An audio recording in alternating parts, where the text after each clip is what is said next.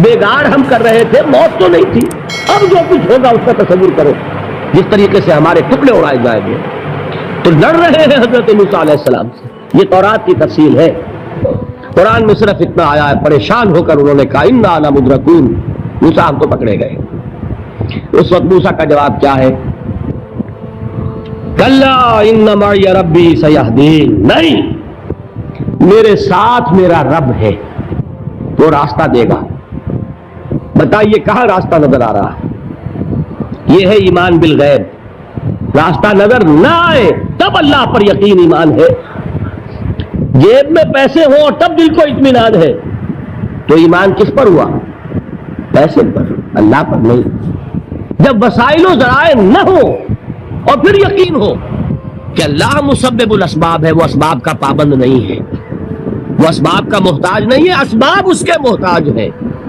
अगर ये यकीन है तो अल्लाह पर ईमान है, ये नहीं है तो तुम्हारा ईमान असबाब पर है, वसाइल पर है, जराए पर है, मादियात पर है, अल्लाह पर नहीं है। उस वक्त कहाँ रास्ता था? तो रास्ता था, समंदर है और उधर से लश्कर आ गया है। कल्ला इन्न मई रब्बी सयहदीन। अब देखिए, ईमान कह देना आसान है, हुवा माकुम ऐनमा कुंतुम, जहां कहीं भी तुम होते हो अल्लाह तुम्हारे साथ होता है। लेकिन इसका यकीन कायम हो जाए तो जमीन और आसमान का फर्क वाक़ई हो जाए। यही बात हुई हुजूर के साथ। गार है, छुपे हुए हैं मोहम्मद रसूलुल्लाह और आपके वो यार गार अबू बकर सिद्दीक रज़ी अल्लाह ताला अन्हु। इकबाल ने हजरत अबू बकर की शान में चंद अशार कहे सिर्फ, लेकिन वाक़या ये है कि भारी भारी नज़्मों पर और कसीदों पर भारी है। तवील तरीन नज़्में और कसीदे हो उन पर भारी हिम्मतें।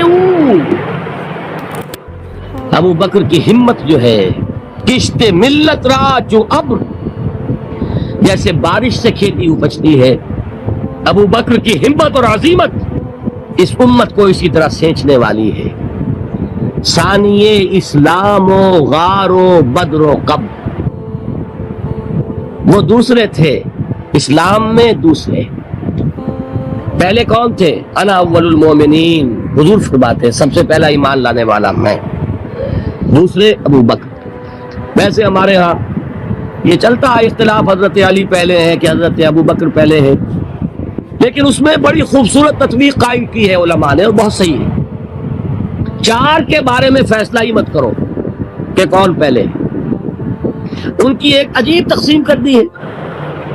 आजाद मर्दों में, बालिग मर्दों में सबसे पहले अबू बकर, बच्चों में सबसे पहले अली, खवातीन में सबसे पहले खदीजा और गुलामों में सबसे पहले ज़ैद इब्न हारिसा।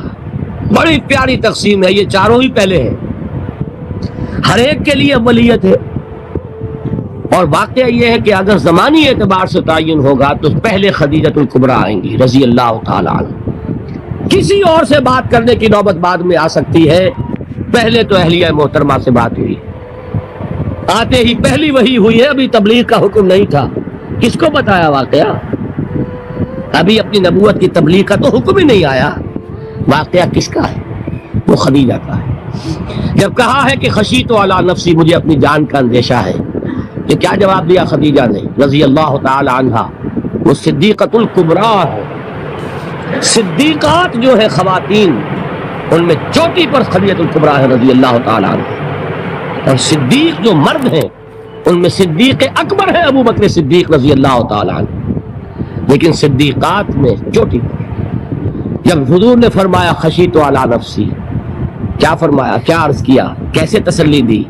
नहीं नहीं, अल्लाह आपको ज़ाय नहीं करेगा, आप गरीबों के हमदर्द हैं, आप मसाकीन के तकालीफ रफा करने वाले हैं, आप बेवाओं की सरपरस्ती करते हैं, आप मुसाफिरों की खिदमत करते हैं, अल्लाह आपको ज़ाय नहीं करेगा। यह यकीन है उस खातून के अंदर। खैर वो एक अलहदा बात हो जाएगी।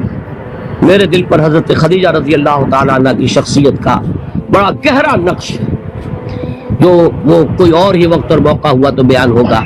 बहरहाल اقبال نے ایک مصرے میں جو 4 اولیتیں جمع کر دی ہیں، ہمتیں او کشت امت را چو ابر، ثانی اسلام و غار و بدر و قبر۔ اسلام میں حضور کے بعد پہلے کون؟ ابو بکر۔ غار میں حضور کے ساتھ کون؟ ابو بکر۔ بدر کی رات اللہ کا رسول سر بسجود، وہ جھاڑ، وہ گھاس پھوس کی جو جھوپڑی بنائی گئی تھی، اور وہاں تلوار ننگی لے کر پہرا دینے والا کون؟ ابو بکر۔ اور اس حجرہ عائشہ میں محمد کے بعد سب سے پہلے دفن ہونے والا کون؟ ابو بکر رضی اللہ تعالی عنہ وصلی اللہ علیہ وسلم۔ وہ جو معاملہ میں سنا رہا تھا غار ثور کا، حضرت ابو بکر بھی حضور کے خیال سے لرز گئے ہیں۔ آپ کو یاد ہوگا کہ جا کر پہلے تمام جتنے سوراخ تھے انہیں بند کیا ہے، ایک سوراخ رہ گیا تھا جس کو بند کرنے کے لیے کوئی کپڑا نہیں تھا، وہاں اپنی ایڑی رکھی ہے، تب کہا ہے حضور سے تشریف لائیے، اور اپنے زانو پر حضور کو مٹایا ہے، اور وہاں کسی موذی جانور نے کاٹا ہے، حضور کی آنکھ لگ گئی تھی، اس وقت اس بل کے اندر جو بھی بچھو ہے کیا ہے واللہ عالم، اس نے کاٹا ہے، اس کی تکلیف کی وجہ سے ابو بکر کی آنکھوں سے آنسو ٹپک گئے، حضور کے چہرے مبارک پر پڑے ہیں کہ حضور جاگے ہیں، معاملہ کیا ہے؟ ایڑی نہیں ہٹائی وہاں سے، مبادا وہ جانور وہاں سے نکل کر محمد الرسول اللہ کو کوئی گزن پہنچا دے، ابو بکر کی ایڑی ہے، جس طرح چاہے کھا لے، ختم کر دے، جان نکل جائے تب کوئی آنچ آئے محمد پر تو آئے، لیکن جیتے جی نہیں۔ وہ ہے ابو بکر۔ حضور کے خیال سے اس وقت حضور نے پھر اپنا لعاب دہن لگایا ہے، اور اس سے پھر آپ کی تکلیف ختم ہوئی۔ جیسے خیبر میں حضرت علی کی آنکھ دکھ رہی تھی، اس کو جو شفا حاصل ہوئی ہے وہ بھی حضور کے لعاب دہن سے ہوئی۔ تو بہرحال اس وقت انہوں نے کہا ہے کہ اے نبی یا رسول اللہ، اگر اس وقت ان میں سے کسی نے غیر ارادی طور پر بھی اپنے قدموں کی طرف جھانک لیا تو پکڑے جائیں گے۔ کیا جواب تھا اللہ کے رسول کا؟ لا تحزن ان اللہ معنا، اللہ ہمارے ساتھ ہے، کیوں گھبراتے ہو ابو بکر؟ یہ ہے ایمان باللہ، میرا مالک اللہ، میرا رازق اللہ، میرا محافظ اللہ، میرا مددگار اللہ، میرا پشت پناہ اللہ، میرا دوست اللہ۔ یہ دوستی ہے اللہ کی جو لب لباب ہے، حاصل ہے ایمان کا، اسی کا نام ولایت ہے۔ اولیاء اللہ کے سروں پر سینگ نہیں ہوتے، جس کے دل میں ایمان راسخ ہو چکا ہو وہی اللہ کا ولی ہے، جسے اللہ پر یقین ہو چکا ہے وہی اللہ کا ولی ہے، جسے یقین ہے اللہ میرے ساتھ ہے، میرا مددگار، میرا پشت پناہ، میرا ساتھی، میرا دوست، میرا محبوب، میرا محب، اللہ اہل ایمان سے محبت کرتا ہے۔ واللہ یحب الصادقین، ان اللہ یحب الذین یقاتلون فی سبیلہ صفا کانہم بنیان مرصوص۔ اللہ محبت کرنے والا، اہل ایمان محبوب، اور اہل ایمان محبت کرنے والے اللہ محبوب۔ والذین آمنوا اشد حبا للہ۔ آپ تصور کیجئے جسے یہ رشتہ ایمان یا رشتہ ولایت حاصل ہو جائے، الا ان اولیاء اللہ لا خوف علیہم ولا هم یحزنون، آگاہ ہو جاؤ، اللہ کے دوستوں کے لیے نہ کوئی خوف ہے نہ کوئی حزن ہے۔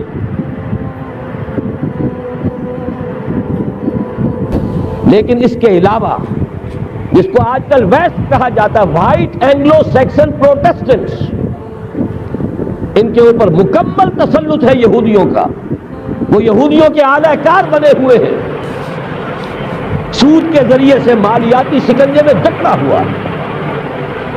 فیڈرل ریزرو فنڈ جتنا بھی امریکہ کا ہے، یہ سرکاری بینک نہیں ہے، یہودیوں کے نجی ادارے ہیں، اور دنیا کی سب سے بڑی مقروض حکومت جو ہے وہ امریکہ کی ہے، یہودی قرض خواہ ہے، اور امریکہ کی حکومت ان کی مقروض ہے۔ اسی لیے کہا ہے نکسن نے اپنی کتاب میں کہ کوئی پریزیڈنٹ نہیں ہے امریکہ کا جو یہودیوں کی رائے کے خلاف چل کر، اس نے یہ بات کہہ دی اور لکھ دی، کھل کر لکھ دی اپنی کتاب میں لکھ۔ اس کے ضمن میں جو انہیں آخری کامیابی حاصل ہوئی، اعلان بالفور 1917 یہودی آباد ہونے شروع ہو گئے، اور اصل میں اسی کے لیے خلافت کو منسوخ کرایا گیا۔ سلطان عبد الحمید، اگرچہ یہ ترکی خلافت جو ہے مرد بیمار کمزور، پھر بھی وہ مسلمانوں والا جذبہ اتنا تھا، انہیں بڑی سے بڑی رشوت پیش کی گئی تھی۔ ظاہر بات ہے یہودیوں سے بڑھ کر رشوت دینے والا کون ہو سکتا ہے، جن کے ہاں ایسے بینکر ہوں جو 40 بلین ڈالر کا ایک چیک لکھ سکیں۔ پھر یہ کہ ان پر سیاسی دباؤ بہت ڈالا گیا۔ انہوں نے جب تک خلافت عثمانیہ برقرار رہی، یہودیوں کو فلسطین میں آباد ہونے کی اجازت نہیں دی۔ کہ جو معاہدہ کیا تھا حضرت عمر نے رضی اللہ تعالی عنہ، خلیفہ ثانی نے، خلیفہ راشد نے، ہم اس کے پابند ہیں، اور ہم یہاں یہودیوں کو آباد ہونے کی اجازت نہیں دیں۔ لہذا انہوں نے اس خلافت ہی کا بستر طے کرایا، اس لیے کہ نہ رہے بانس نہ بجے بانسری، نہ مسلمانوں کی وحدت ملی کی کوئی علامت دنیا میں باقی رہے، اور نہ مسلمان کسی مسئلے پر جمع ہو کر کوئی موقف اختیار کر سکے۔ اعلان بلفور کے نتیجے میں آباد کاری شروع ہوئی۔ 1948 میں اسرائیل قائم ہو گیا، معجزہ ہو گیا۔ 1967 میں اس کی توسیع ہو گئی۔